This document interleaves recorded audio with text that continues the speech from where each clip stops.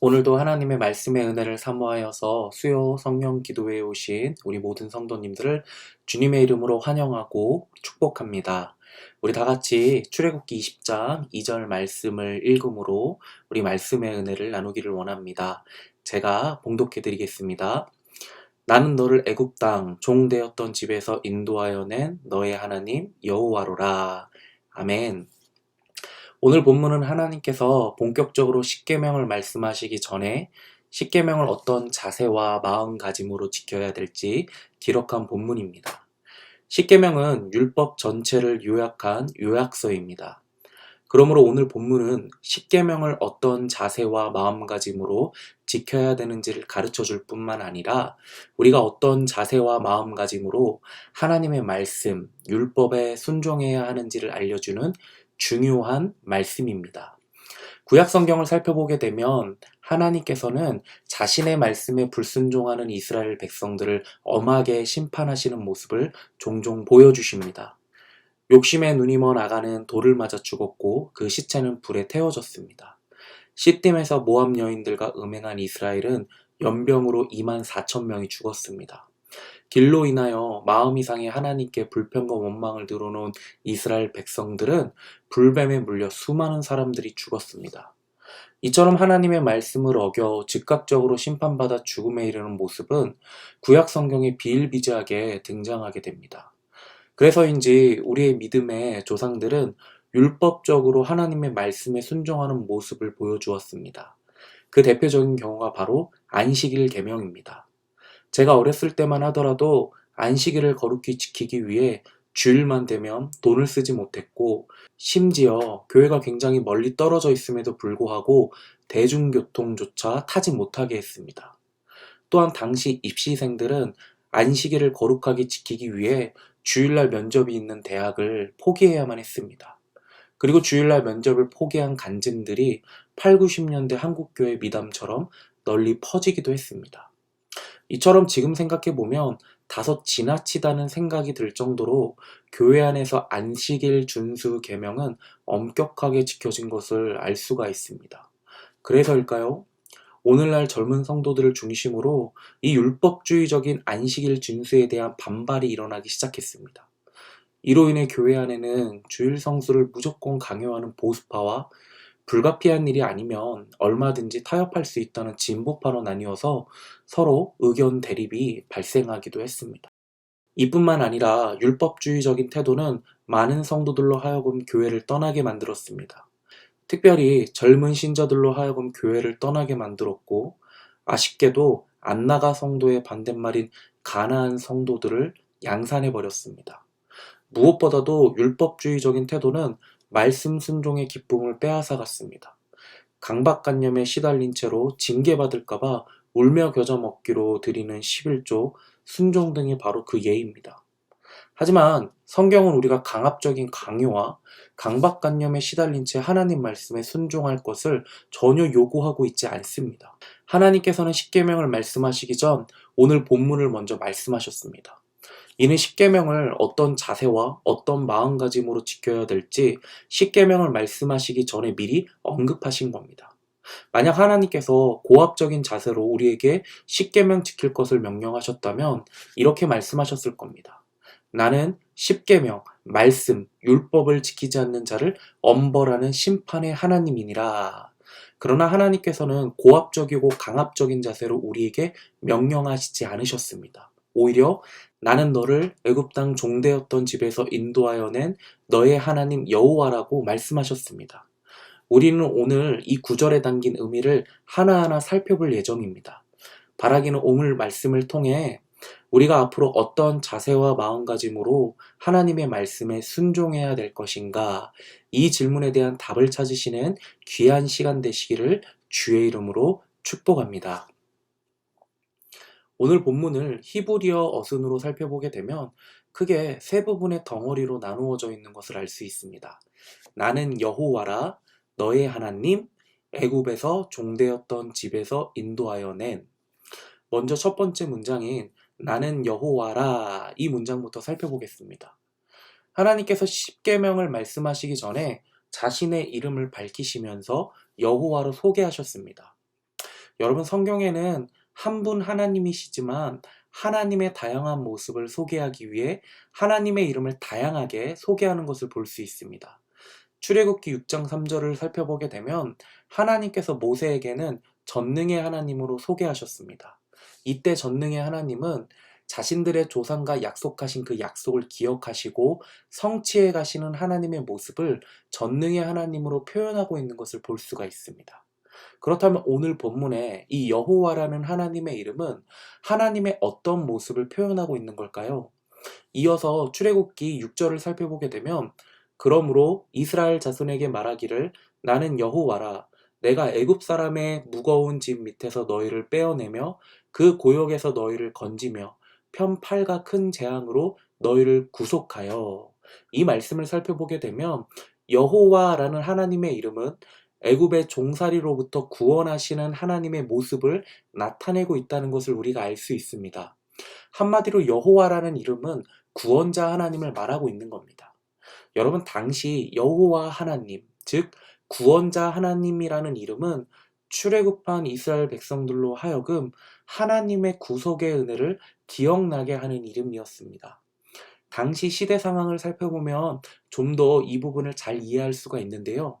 고대 근동 사회에서 거의 대부분의 신들은 자신에게 크고 웅장한 성전을 지어줄 수 있고 또 성대한 제사를 매일 드려줄 수 있는 왕족과 귀족의 신이 되었습니다. 그런데 하나님께서는 성전 건축은커녕 제사도 드릴 여력조차 없는 종인 이스라엘의 신이 되어 주셨습니다.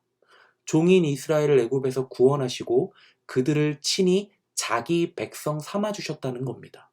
여러분, 이러한 모습은 고대 근동 사회에서 생각조차 할 수 없었고 있을 수도 없는 일이었습니다. 그들은 나는 너를 애굽 땅 종되었던 집에서 인도하여 낸 너의 하나님 여호와라, 이 말씀을 들었을 때 그들은 십계명을 듣기도 전에 아무 소망이 없는 애굽의 종살이로부터 자신들을 하나님의 백성 삼아 주신 이 구원의 감격과 감사에 젖었을 겁니다. 어쩌면 종에 불과한 자신들의 민족을 지키시고 구원해 주신 하나님의 구속의 은혜 때문에 이 말씀을 들었을 때 그들의 눈시울이 붉어졌을지도 모릅니다. 그들은 하나님의 구속의 은혜와 감격과 감탄하는 마음으로 이어서 전해지는 십계명의 말씀을 들었고 자발적으로 기쁨 가운데 십계명을 삶에서 순종으로 나아갔다는 겁니다. 여러분, 십자가를 제대로 경험하는 사람에게 나타나는 특징이 하나 있습니다. 그 특징은요, 신앙생활을 할 때 계산하지 않는다는 겁니다. 십자가를 경험했다고 말하면서 여전히 계산하면서 신앙생활하는 사람은 머리로만 십자가를 아는 사람입니다. 진짜 십자가를 경험한 사람은 계산할 수가 없습니다. 왜 그렇습니까? 벅차오르는 예수님께 대한 감사 때문입니다. 죄의 종로로 타고 있는 비참한 내 인생을 구원해 주신 예수님께 감사하기 때문입니다. 그래서 십자가를 진짜로 경험한 사람은 어떻게 살아야 될지를 고민합니다. 그냥 사라지는 대로 내 유익과 만족을 끝간데 없이 추구하며 살아갈 수가 없습니다. 예수님께서 나를 대신해서 십자가에서 죽으셨다는 그 사실이 믿어지는데 어떻게 내 마음대로 살 수가 있겠습니까? 나 같은 죄인 구원해 주셨다는 그 사실이 하루하루 마르지 않은 감격과 감동으로 찾아와서 기쁨으로 말씀을 자발적으로 살아내게 만든다는 겁니다. 여러분, 십자가를 경험한 사람에게 오랜 기도 응답이 더뎌지는 것은 상관이 없습니다. 병이 낫지 않아도 상관이 없습니다. 일이 잘 풀리지 않아도 그것 자체에 관심이 없습니다. 그저 나 같은 죄인 살리신 십자가 하나면 만족한다는 겁니다. 그 예수의 사랑이면 만사 오케이라는 겁니다. 여러분, 이 모습이 바로 십자가를 진짜로 경험한 사람의 모습이라는 겁니다. 여러분, 혹시 십자가를 진짜로 경험하셨습니까? 그 사랑이 여전히 여러분의 마음을 지금 이 순간에도 뛰게 하며 여러분의 입술로 감사를 고백하게 만듭니까? 만약에 그렇지 않다면 우리 성령님께 간구해야 합니다. 예수의 영이신 성령님, 우리의 닫힌 영적인 눈을 뜨게 하셔서 다시 한번 시공간을 초월하여 예수의 십자가 앞에 서게 하여 주시옵소서. 한 번만 해서는 안 됩니다. 우리 안의 죄성이 날마다 분수처럼 우리의 영적인 눈을 가리기 때문에 매일매일 예수의 영이신 성령님께 수시로 나아가 간구해야 됩니다. 내 안에 십자가의 감격과 감사가 메마르지 않도록 늘 성령님께 나아가 나의 영적인 눈이 십자가를 향하여 눈이 떼어지지 않도록 간구해야 된다는 겁니다. 이어서 우리가 두 번째로 살펴볼 문장은 너의 하나님이라는 문장입니다. 여러분, 이 문구는 신학자들이 주로 하나님의 자기 헌신 억구라는 별칭을 붙였습니다. 하나님께서 자기 자신의 전부를 이스라엘 백성에게 내어주셨다는 점을 강조하기 위해서 신학자들은 자기 헌신 억구라는 별칭을 붙인 겁니다. 사실 너의 하나님이라는 호칭은 아무에게나 붙일 수 있는 호칭이 아닙니다. 예를 한번 들어볼까요? 저는 고등부 학생을 가르치는 목사이자 그들에게 스승입니다. 그들은 저의 제자가 되겠죠. 하지만 저는 모든 고등부 학생들을 저의 제자라고 부르지 않습니다. 왜냐하면 저의 제자가 된다는 것은 제가 학생들에게 헌신했다는 것을 의미하기 때문입니다. 만약 고등부 학생들이 저에게 어떤 선한 영향력도 받지 못했다면 양심상 저는 학생들을 저의 제자로 부르지 못한다는 겁니다. 저는 학생들 중에 저에게 잊지 못할 교훈을 받았거나 귀한 가르침을 받은 학생에게만 양심상 저의 제자라고 부릅니다. 여러분, 이런 의미에서 하나님께서 이스라엘을 향하여서 나는 너의 하나님이야 라고 말씀하실 수 있는 충분한 자격을 갖추신 분입니다. 하나님께서는 이스라엘을 위해 모든 것을 헌신한 분이시기 때문입니다. 하나님께서는 이스라엘의 구원을 위해 10가지 재앙으로 애굽을 심판하셨고 낮에는 구름기둥으로 더위를 피하게 하셨으며 밤에는 불기둥으로 추위로부터 그들을 지키셨습니다. 이후에 홍해를 가르셔서 그들의 옷에 물 한 방울 묻지 않도록 바다를 건너게 하셨습니다. 그들이 갈증을 느낄 때 쓴물을 단물로 바꾸어 주셨고 반석에서 물이 나게 하셨습니다. 또한 그들이 굶지 않도록 만나를 내려주셨고 고기를 먹고 싶다고 요구할 때 메추라기로 그들을 배불리 먹여주셨습니다. 이 외에도 하나님께서 이스라엘을 위해서 헌신하신 모습은 셀 수 없을 만큼 성경에 많이 기록되어 있습니다. 이런 하나님의 자기 헌신의 모습을 시편 121편 4절은 이렇게 표현합니다. 이스라엘을 지키시는 자는 졸지도 아니하고 주무시지도 아니하시리로다. 하나님께서는 졸지도 주무시지도 않으시고 365일 24시간 1분 1초도 빠짐없이 이스라엘을 위해서 자기 자신을 헌신하셨다는 겁니다. 그렇기 때문에 하나님께서는 이스라엘을 향하여서 나는 너의 하나님이야 라고 충분히 말씀하실 수 있는 자격이 있으시다는 겁니다. 여러분, 왜 하나님께서 십계명을 말씀하시기 전에 자기 헌신 억구를 통해서 하나님의 헌신을 이스라엘 백성들에게 이야기하고 있는 걸까요? 지금 하나님께서 이스라엘 백성들 앞에서 생색내고 계시는 겁니까? 아닙니다. 하나님께서 자기 헌신 억구를 통해서 말씀하시고자 하는 말은 나는 이스라엘 너희의 주님이 될 마땅한 권리가 있다는 점을 지금 이스라엘에게 말씀하시기 위해서입니다. 아우카스 부족에게 복음을 전하다가 순교를 당한 짐 엘리엇이라는 선교사님이 계십니다. 이 선교사님께서 이 부분에 대해 이런 말씀을 하셨습니다. 제가 읽어드리겠습니다. 그리스도가 신자의 구원자라는 사실은 당연하게 가르치면서 그리스도가 신자의 주님이라는 사실은 선택적으로 가르치는 것은 20세기 이단이다. 복음은 구원자이실 뿐만 아니라 명령하시는 주님에 대한 온전한 이해를 바탕으로 선포되어야 한다. 주님의 주되심을 부인하는 것은 그 이유가 어떠하든 하나님의 요구를 희석시키는 불순종이다. 왜냐하면 그것은 하나님을 하나님으로 인정하지 않는 것이기 때문이다. 여러분, 지금 무슨 말입니까? 하나님께서 우리에게 구원자이실 뿐만 아니라 주님이 되신다는 겁니다. 나를 위해 살찢고 피 흘리실 뿐만 아니라 자신의 모든 것을 내어주시기까지 나를 위해 헌신하고 계시는 그분을 우리는 마땅히 주님으로 믿고 그분의 말씀의 명령을 따라 살아야 된다는 겁니다. 이것이 온전한 복음을 받은 자에게 나타나는 당연한 모습이라는 겁니다. 여러분들에게 질문 하나 던지기를 원합니다. 여러분들에게 하나님은 어떤 분이십니까? 가슴 뭉클한 십자가의 사랑의 감격과 사랑만을 한번 느끼게 하시는 구원자이십니까? 아니면 여러분들이 한평생 그분의 명령의 말씀에 순종하고 따라가야 할 주님이십니까? 어떤 목사님께서 세례 입교를 받을 3명의 학생들과 함께 좁은 장소에 모여서 세례 교육을 할 때 있었던 일입니다. 목사님에게 학생들에게 이렇게 물었답니다. 예수님께서 너를 살리시기 위해 자신의 생명까지 내어주셨단다. 이 말은 예수님께서 너의 구원자이실 뿐만 아니라 너의 주인이 되신다는 말이야. 여기까지는 평범한 세례교육입니다. 그리고 목사님께서 마지막 질문을 학생에게 던졌습니다. 그렇다면 너도 예수님을 위해 너의 목숨을 내어줄 수 있니?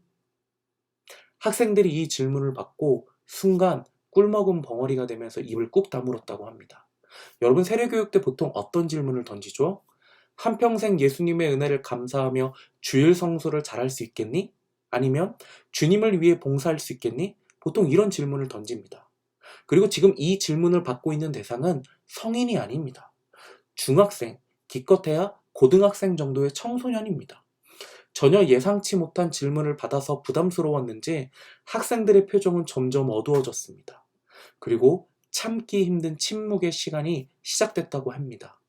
이 목사님께서 침묵을 깨고 싶어서 입이 근질근질거렸지만 학생들이 대답할 때까지 한마디도 안 하시고 끝까지 참고 기다리셨답니다. 얼마나 시간이 지났을까요? 한 아이가 눈에 눈물이 그렁그렁 맺힌 채로 이렇게 고백하더랍니다. 목사님, 예수님께서 저를 위해 모든 것을 내어주셨으니 저도 예수님을 위해 죽을 수 있을 것 같아요. 그러더니 옆에 앉아있는 친구도 눈물을 흘리더니 저도 예수님께 제 목숨 드릴 수 있을 것 같아요. 이렇게 고백하면서 예수님의 사랑 때문에 감격하며 울더라는 겁니다. 이 목사님의 말씀에 따르면 그날 세례교육 시간은 그 어떤 부흥 집회보다 은혜가 넘치는 시간이었다고 합니다. 오늘 말씀을 사도행전 2장 36절의 말씀으로 마치기를 원하는데요. 제가 대신해서 읽어드리겠습니다. 그런즉 이스라엘 온 집은 확실히 알지니 너희가 십자가에 못 박은 이 예수를 하나님이 주와 그리스도가 되게 하셨느니라. 중요한 부분만 제가 다시 한번 읽어드리겠습니다. 너희가 십자가에 못 박은 이 예수를 하나님이 주와 그리스도가 되게 하셨느니라. 우리가 방금 읽었던 사도행전은 분명히 우리에게 말합니다. 하나님께서 십자가에 못 박으신 예수를 그리스도만 되게 하셨다고 말씀하지 않으시고 주와 그리스도가 되게 하셨느니라고 분명히 우리에게 선포하고 있습니다.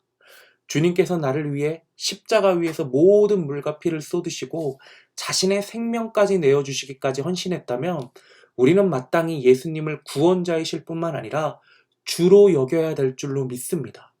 그분의 말씀을 따라 사는 일은 선택이 아니라 반드시 우리가 해야 될 의무라는 겁니다. 바라기는 한평생 그분을 구원자이실 뿐만 아니라 주로 여기며 살아가시는 우리 모든 귀한 성도님들 되시길 주의 이름으로 간절히 축복합니다. 아멘. 우리 기도하겠습니다. 사랑하는 하나님, 오늘 말씀을 통하여서 우리의 구주 예수님께서 나의 구원자가 되실 뿐만 아니라 내 인생의 주인이 되셨다는 사실을 배웠습니다. 하나님, 우리가 십자가의 사랑에 가슴 한번 뭉클하고 감격받고 그렇게 살아가는 인생이 아니라 나의 주인 되신 예수님의 명령하시는 그 말씀을 이 땅에서 순종하려고 애쓰며 살아가는 귀한 인생이 되게 하여 주시옵소서. 우리 구주 예수님을 그리스도일 뿐만 아니라 나의 주님, 나의 주인으로 모시며 살아가는 우리의 영광스러운 인생이 되게 하여 주시옵소서. 그렇게 이끌어 가실 주님을 기대하오며 예수님의 이름으로 감사히 기도드립니다. 아멘.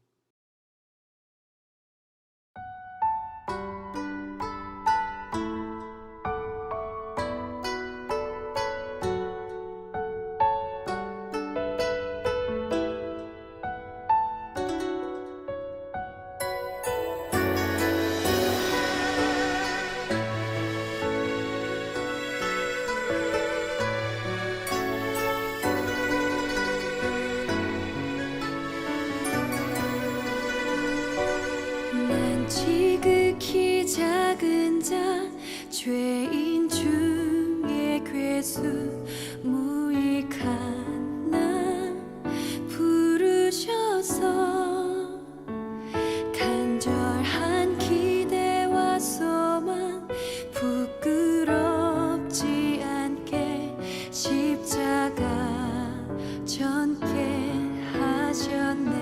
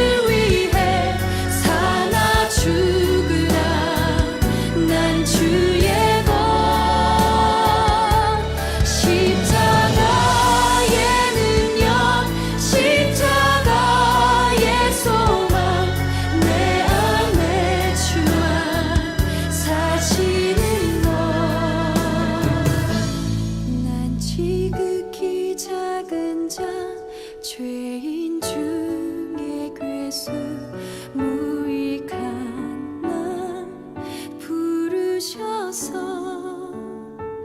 간절한 기대와 소망 부끄럽지 않게 십자가